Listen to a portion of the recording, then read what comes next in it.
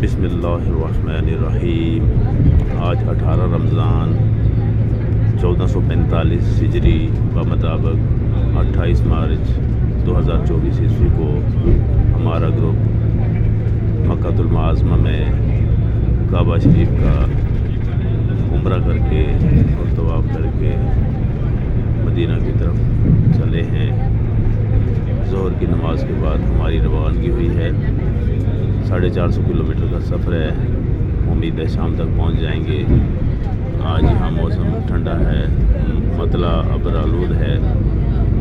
ہمیں مارچ کے مہینے میں کوئی گرمی کا احساس نہیں ہوا۔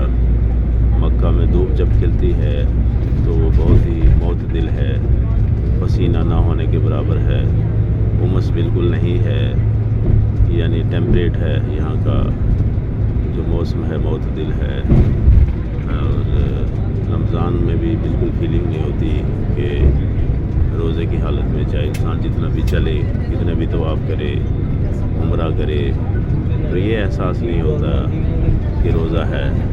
گویا کہ انسان ایسے محسوس کرتا ہے کہ وہ ابھی کھا کر کے سیر ہوا ہے، اور یہی کیفیت شام کو روزہ افطاری تک ہوتی ہے۔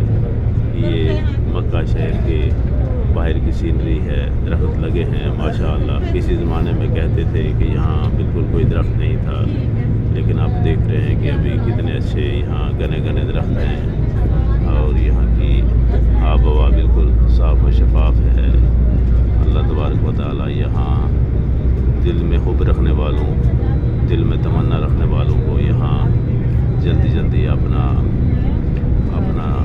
دیدار کروائے، اور یہاں حج، عمرہ اور طواف کرنے کی سعادت نصیب فرمائے۔ وآخر دعوانا